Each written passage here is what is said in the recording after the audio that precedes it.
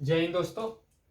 चलिए अब प्रकाश का परावर्तन समझते हैं। ठीक है, ये दूसरा पार्ट है आपका प्रकाश यानी कि परावर्तन तथा अपवर्तन का ये दूसरा पार्ट है। पिछला पार्ट में मैंने आपको प्रकाश का परावर्तन तक समझाया था, यानी कि इसका बेसिक रूप में बेसिक नॉलेज दिया था आपको। ठीक है, आज इसके बारे में डिटेल से पढ़ लेते हैं। ठीक है, तो सबसे पहले जानना है प्रकाश का परावर्तन क्या होता है। इंग्लिश में इसको रिफ्लेक्शन ऑफ लाइट भी कहते हैं। पिछले क्लास में भी बताया था, अभी थोड़ा विशेष रूप से समझ लेते हैं कि प्रकाश का परावर्तन क्या होता है। ठीक है, प्रकाश का परावर्तन क्या होता है तो बढ़िया से इधर देखिएगा।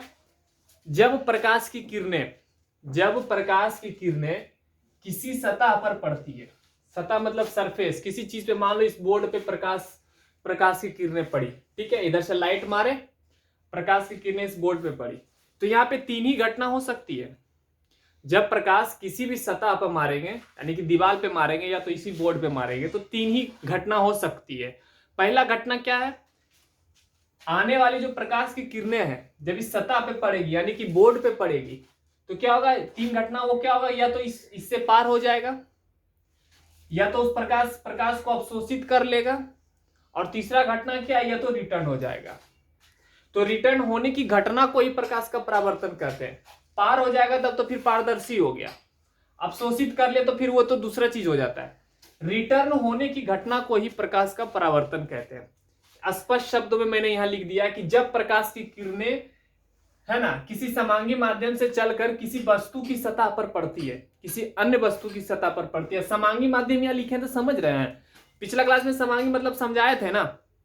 समांगी हवा, देखो वायु समांगी है, तो प्रकाश तो बाबू हवा को चीरते हुए आ रही है। और किसी अन्य सतह पर, अन्य सतह दीवार भी हो सकता है, बोर्ड हो सकता है, बहुत सारी चीज है जो अन्य सतह पर प्रकाश पड़ सकती है। ठीक है, तो पढ़ने के बाद क्या होगा, वो किरण जो पड़ती है वो किरण या तो वस्तु द्वारा अवशोषित हो जाएगा, अभी मैंने बताया, या तो अवशोषित हो जाएगा या तो प्रकाश की किरणें पार हो जाएगी जिस भी सतह पे पड़ेगी। अवशोषित हो जाएगी या तो वस्तु से पार कर जाती है या उसके सतह से टकरा कर लौट जाती है। तो टकरा कर लौट जाने की घटना को ही प्रकाश का परावर्तन कहते हैं। एक बार फिर से समझ लेते हैं। आने वाली प्रकाश की किरणें अगर किसी भी सतह पे पड़ेगी तो वहां पे तीन घटना होगी। पहला घटना क्या होगी, या तो प्रकाश इससे पार हो जाएगा, या तो इसके द्वारा अवशोषित हो जाएगा, और तीसरा क्या है, इससे लौट जाएगा, टकरा करके लौट जाएगा। तो लौटने की घटना को ही प्रकाश का परावर्तन कहते हैं। इतना जानना कुछ नहीं। फिर से एक बार फिर से समझ लीजिए एकदम अच्छा से, दिमाग को खाली करके। जब प्रकाश की किरणें किसी वस्तु की सतह पर पड़ेगी, सतह मतलब अरे ऊपरी भाग पे पड़ेगी। ठीक है, सतह वही होता है, बताएंगे सतह क्या होता है, आगे बताएंगे। परावर्तक सतह उसको कहते हैं। यहाँ पे वस्तु पड़ी, प्रकाश पड़ा, या तो पार हो जाएगा, या तो अवशोषित हो जाएगा, या तो फिर वापस रिटर्न हो जाएगा। तो वापस रिटर्न होने की घटना को प्रकाश का परावर्तन कहते हैं। पार हो जाएगा तो पारदर्शी हो गया ना, वो नहीं होगा। प्रकाश का परावर्तन किसको कहेंगे, प्रकाश की किरणें टकरा करके वापस फिर उसी माध्यम में लौट जाए तो उसी घटना को प्रकाश का परावर्तन कहते हैं। खत्म। उसके बाद परावर्तक सतह। परावर्तक सतह की बात कर रहे थे ना, तो परावर्तक सतह किसको कहेंगे, प्रकाश जिस सतह से टकरा करके अपने ही माध्यम में लौट जाए उसी को प्रकाश का क्या बोलते हैं, परावर्तक सतह बोलेंगे। ठीक है, दूसरा यहां मैंने नोट में लिखा कि चांदी सबसे अच्छा परावर्तक सतह है। परावर्तक सतह के रूप में समतल दर्पण का उपयोग किया जाता है, जो फेस हम लोग देखते हैं, नहीं देखते हैं क्या। ऐसे आप कोई भी कांच खरीद लीजिए यानी कि शीशा, अब उसको कोई भी कलर से पेंट कर दीजिए तो आपको उसमें आपका फेस नहीं दिखेगा पूर्ण रूप से। ठीक है, तो परावर्तक सतह के रूप में सबसे बढ़िया कौन सा होता है, समतल दर्पण का उपयोग किया जाता है, और चांदी जो है सबसे अच्छा परावर्तक सतह है। ठीक है, समझ में आ गया प्रकाश का परावर्तन क्या होता है। अब नेक्स्ट है कि परावर्तक सतह के अनुसार, किसके अनुसार, परावर्तक सतह के अनुसार ये जो आपका परावर्तन है दो प्रकार के होते हैं। कितने प्रकार के होते हैं, दो प्रकार के होते हैं। पहला है नियमित परावर्तन और दूसरा है अनियमित परावर्तन। तो अब नियमित परावर्तन क्या होता है इसके बारे में समझ लेते हैं। जब प्रकाश की किरणें बोल रहे, किरण मत बोलना, क्योंकि प्रकाश से आने वाली एक ही को किरण नहीं होता है, बहुत सारे किरण होते हैं, इसलिए किरणें बोलो, है ना। पुलरल नाउन हो जाएगा। जब प्रकाश की किरणें किसी चिकनी या चमकीली सतह पे पड़े, बोर्ड भी तो चिकना है, बहुत चिकना है ना। जब प्रकाश की किरणें क्या हो, किसी चिकनी या चमकीली सतह पे पड़े, ठीक है, पड़ गया, मान लो आ गया किरण, ठीक है, आ गया, कोई बात नहीं। अब देखो आगे क्या लिखा हुआ, एकदम बढ़िया से समझना। जब प्रकाश की किरणें चिकनी या चमकीली सतह पे पड़ गया, ठीक है, मान लो बोर्ड पे किरणें पड़ गई, तो क्या होगा, वो नियमित रूप से, नियमित को इंग्लिश में रेगुलर बोलते हैं, बहुत डिसिप्लिन है इसमें, बेचारा आएगा और फिर वापिस चला जाएगा नियमित रूप से, ना ही टेढ़ा होगा ना मेढ़ा होगा, जैसे आया वैसे ही लौट जाएगा, उसी को नियमित परावर्तन कहते हैं। समझ में आया? जब प्रकाश की किरणें चिकनी और चमकीली सतह पर पड़ती है तो वो नियमित रूप से परावर्तित हो जाती है, यानी कि बेचारा जैसे आया इस पे टकराया, ना ही तो अवशोषित होगा ना ही तो इसके आर पार होगा, जैसे आया वैसे ही लौट जाएगा, ठीक है, यानी कि नियमित रूप से परावर्तित हो जाती है, उसी को नियमित परावर्तन कहते हैं, नियमित परावर्तन कहते हैं। देख लो ऐसे करके आया और चला गया। आने वाली किरणें को आपतित किरण कहते हैं। यहाँ पे मैंने किरण पुंज लिखा है, अब आपका मन में सवाल आ रहा होगा, सर किरण पुंज का लिखे, अभी तो तुरंत बताया कि किरणें बहुत सारे आते हैं, एक किरण तो आ ही नहीं सकता है, कभी समूह में आती है। किरण पुंज पढ़ाया, प्रकाश पुंज पढ़ाया है कि नहीं, तो किरण पुंज, आपतित किरण पुंज, मैंने यहाँ पे सिर्फ एक लाइन खींच के आपको समझाया है। किरणें तो बहुत सारे आते हैं, इसलिए मैंने भी बताया ना कि किरणें बोलना है, किरण नहीं। जब प्रकाश की किरण नहीं, जब प्रकाश की किरणें किसी चिकनी या चमकीली सतह पे जब पड़ जाए तो क्या होगा बबुआ, कि उस जैसे आया वैसे ही लौट जाएगा, यानी कि नियमित रूप से एकदम पूरा डिसिप्लिन के साथ, अनुशासन के साथ, ना टेढ़ा होगा ना मेढ़ा होगा, वापिस अपने ही माध्यम में लौट जाएगी। नियमित परावर्तन कहलाता है। कोई दिक्कत होना भी नहीं चाहिए। दूसरा है अनियमित परावर्तन। नियमित है तो वो अनियमित है, जस्ट इसका उल्टा घटना हो सकता है। प्रकाश तो आएगा, ठीक है, सीधे आएगा, ठीक है, लेकिन आएगा वो जैसे तैसे चला जाएगा, आया ऐसे ऐसे ऐसे ऐसे, मतलब कोई डिसिप्लिन नहीं है इसमें। आया ऐसे करके ससुरा भाग जाएगा, एने तो फिर एने, मतलब टेढ़ा मेढ़ा। यहाँ पे पहले समझ लीजिए क्या है पूरी तरह से, अच्छे से, तब समझ में आएगा आपको। क्या बोल रहा है कि जब प्रकाश की किरणें रुखड़ी और चमकीली सतह पर पड़े, रुखड़ी मतलब क्या होता है, उखड़ खाबड़ बबुआ, उखड़ खाबड़ है ना, उखड़ खाबड़ है, भले वो चिकन है लेकिन उखड़ खाबड़ है। अब यही बोर्ड यहाँ पे निकला रहता, फिर इधर धसा हुआ रहता, फिर यहाँ निकला हुआ रहता, इधर धसा हुआ रहता, तो प्रकाश की किरण जब यहाँ पड़ता था क्या लगता कि जिधर से आया उधर वो लौट पाएगा क्या? नियमित परावर्तन हो सकता है क्या? नहीं हो सकता है। ये रुखड़ी या चिकनी सतह पे पड़ती है, ठीक है, जो उखड़ा खाबड़ा हो, गड्ढा ऊंचा, तो क्या होगा, प्रकाश वो नियमित रूप से परावर्तित हो जाएगा, ऐसे आएगा, ऐसे ऐसे ऐसे जैसे तैसे भाग जाएगा, वही क्या कहलाएगा? अनियमित परावर्तन कहलाएगा। समझ में आया क्या? समझ में आ गया, ठीक है। चलिए इसका एक स्क्रीनशॉट ले लीजिए। चलिए अब देखिए समतल दर्पण से प्रकाश का परावर्तन। दर्पण तीन प्रकार के होते हैं, समतल दर्पण, अवतल दर्पण और एक होता है उत्तल दर्पण, ठीक है, जो कि आगे आप पढ़ेंगे, उस पर आप मैथ भी बनाएंगे, है ना, न्यूमेरिकल जिसको कहते हैं, आगे धीरे धीरे सब समझ में आ जाएगा, ठीक है। अब अभी पीछे मैंने बताया कि प्रकाश का परावर्तन क्या होता है, तो वो समझ गए थे, ठीक है। किसी भी सतह पे पड़ा, चिकनी या चमकीली सतह पे पड़ा, तो प्रकाश क्या होता है, नियमित रूप से परावर्तित हो जाता है। एक होता है वो नियमित रूप से परावर्तित हो जाता है, जैसे तैसे प्रकाश आता है, जैसे तैसे प्रकाश चला जाता है, ठीक है। तो यहाँ पे समतल दर्पण से प्रकाश का परावर्तन। अब दर्पण एक ले लेते हैं, कौन सा दर्पण? समतल दर्पण ले लेते हैं, ठीक है। समतल दर्पण ले लिया हमने, ठीक है। समतल दर्पण का पीछे वाला भाग रंगा हुआ होता है, तो ये कलर कर दिया गया है, इसको रंजित बोलते हैं। रंजित मतलब होता है रंगा हुआ, ठीक है। रंजित क्या हुआ, यानी कि रंगा हुआ है, कोई दिक्कत यहाँ तक नहीं है, ठीक है। समतल दर्पण ले लिए। अब यहां से किरणें आ रही है, ठीक है, किरण आ गई। आने वाली किरण को आपतित किरण बोलते हैं। ये किरण समतल दर्पण के परावर्तक सतह पे पड़ा और ये नियमित रूप से परावर्तित हो गया, ठीक है। आने वाली किरण को हम ए मान लेते हैं।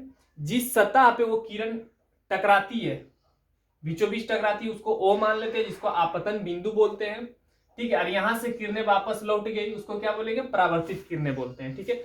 देखिए यहाँ पे मैंने क्या लिखा है कि जब प्रकाश की किरणें समतल दर्पण के परावर्तक सतह पे पड़ती है, समतल दर्पण है, इसके परावर्तक सतह के ऊपरी भाग पे पड़ा, ठीक है, और उसके बाद निश्चित नियमानुसार, मतलब जो नियमित परावर्तन में जो होता है ना कि आराम से आया प्रकाश की किरणें, एकदम सीधा साधा आया, सीधे आया, फिर टकरा करके तो फिर वापिस अपने ही माध्यम में वो लौट जाता है, सीधे एकदम, नियमित रूप से, निश्चित नियमित नियमानुसार, मतलब ना ही तो टेढ़ा होगा ना ही तो मेढ़ा होगा, मतलब सीधा आया सीधा फिर वापिस चला जाएगा। उसी को समतल दर्पण का प्रकाश का परावर्तन बोलेंगे। क्या बोलेंगे? ठीक है। अब यहाँ पे 4-5 सवाल आपके मन में आ रहे होंगे।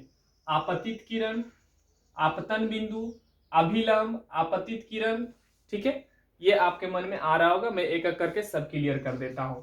सबसे पहले आपतित किरण किसको कहेंगे? आपतित किरण को इंग्लिश में इंसिडेंट रे बोलते हैं, ठीक है। तो आपतित किरण किसको बोलेंगे? वह किरण, है ना, वह किरण जो दर्पण की सतह पर पड़ती है। अरे यही किरण आया ना, आ से आना, ठीक है, अपा से पराया, पराया मतलब गया, है ना, तुम पराया हो, निकल जाओ, है ना। तो आ से आपतित मतलब आने वाला, अपा से पराया तुम मतलब चले जाओ, तुम पराया हो, तुमसे हमारा कोई काम नहीं है। तो बेचारा यहाँ आता है, फिर आपतन बिंदु पर पड़ने के बाद फिर रिटर्न हो जाता है, ठीक है। तो वह किरणें जो दर्पण के परावर्तक सतह से टकराकर वापस लौट जाती है। ये किरण इधर से आया, इसको ए मान लिए, ठीक है, यहां से फिर ये टकराकर लौट गया, ठीक है। तो आने वाली किरण को आपतित किरण बोलेंगे, और यहां से जो रिटर्न हो जाएगा उसको परावर्तित किरण बोलेंगे। तो यहां से जो किरण आई वो आपतित, यहां से यहां तक आने वाली किरण आपतित किरण हो गया। तो उसको ए, यहाँ पे ए माने हैं और आपतन बिंदु को ओ माने, तो ए और ओ क्या हो जाएगा? ए और ओ क्या हो जाएगा तुम्हारा? आपतित किरण हो जाएगा। फिर यहां से यहाँ ये रिटर्न हो गया, यहां से परावर्तक सतह से टकराकर वापिस चला गया, तो ओ और बी क्या हो जाएगा तुम्हारा? ओ और बी क्या हो जाएगा? परावर्तित किरण हो जाएगा। कोई दिक्कत नहीं। तीसरा है यहाँ पे आपतन बिंदु। आपतन बिंदु किसको कहेंगे? इंग्लिश में इसको बोलते हैं पॉइंट ऑफ इंसिडेंस। दर्पण के सतह पर स्थित हुआ बिंदु जहां आपतित किरण पड़ते हैं। बहुत इजी है बाबू। जो किरण आया, दर्पण तो इतना बड़ा है ना बाबू, है? तो जहां पे जाकर के वो किरणें टकराएगी, जहां पे पड़ेगी, तो यहां से यार यहाँ पे पड़ा, तो जिस जगह पे पड़ करके वो रिटर्न होगा ना, उसी को आपतन बिंदु बोलते हैं। इसे ओ से सूचित किया जाता है, इसे ओ से सूचित किया जाता है। कोई दिक्कत नहीं। फिर से, दर्पण के सतह पर स्थित हुआ बिंदु जहां आपतित किरणें पड़ती है।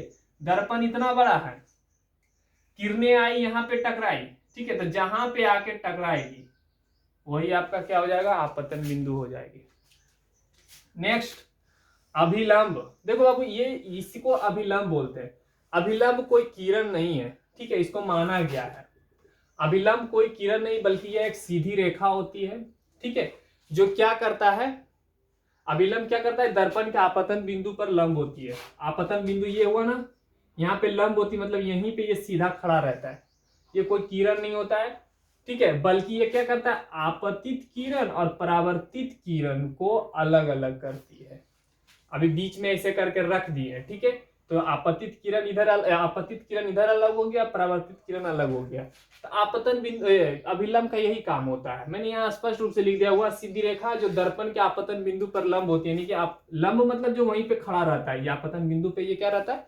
खड़ा रहता है। फिर क्या लिखा है? अभिलंब दर्पण सतह के साथ 90 डिग्री का कोण बनाती है। देख लो बाबू, नहीं बना रही है, इधर भी एंगल बना रही है और इधर भी एंगल बना रही है। कोई दिक्कत बबुआ? दिक्कत होना भी नहीं चाहिए।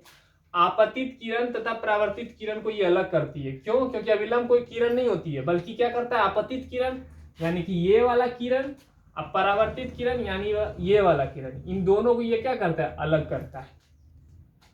माँ खत्म इंसान है, माँ फालतू लोग है यार। दोनों को अलग कर देता है, बताओ, बीच में आकर के दोनों को अलग कर दे रहा है, बताओ। तो अभिलंब समझ में आया क्या आपको? आ ही गया होगा, ठीक है, बहुत इजी है, रटने की जरूरत नहीं। एक बार माइंड को शांति बना के रखो, और जो जो मैं बोलता हूँ उस चीज को ध्यान से सुनो कि क्या क्या मैं बोलता हूँ, ठीक है। एक बार फिर से मैं रिवीजन करवा देता हूँ। रटना नहीं, आपको सीखना है। रिजल्ट के लिए भी नहीं पढ़ना है। रिजल्ट के लिए पढ़ना है ना, तो आपको सिर्फ रटो। कैसे रटना है? कैसे? समतल दर्पण से प्रकाश का परावर्तन किसे कहते हैं? जब दर्पण की किरणें समतल दर्पण के परावर्तक सतह पर पड़े। फिर से, जब प्रकाश की किरणें समतल दर्पण की परावर्तक सतह पर पड़े। फिर जब प्रकाश की किरणें समतल दर्पण के परावर्तक सतह पर पड़े। ये हुआ रटना। और ऐसे ही करके कब तक चलेगा? रटने की आदत मत डालो, पहले उसको बढ़िया से समझो, है ना, क्या क्या बोलते हैं। अरे इसे भी तो किसी इंसान ने ही ना ये नियम दिया है, तो कैसे दिया हुआ? जिस इंसान ने इस नियम को दिया उसके पास 2 हाथ, एक मस्तिष्क, 2 आंख, एक नाक, 2 कान, 2 पैर, है ना। आपके पास भी सोचने की स्मरण शक्ति है, उनके पास भी था सोचने का स्मरण शक्ति। तो फिर ये रटने वाला सिस्टम दिक्कत हो जाएगी। ठीक है, तो पहले समझो। अब समझ गए तो क्लियर है क्या करना है ना।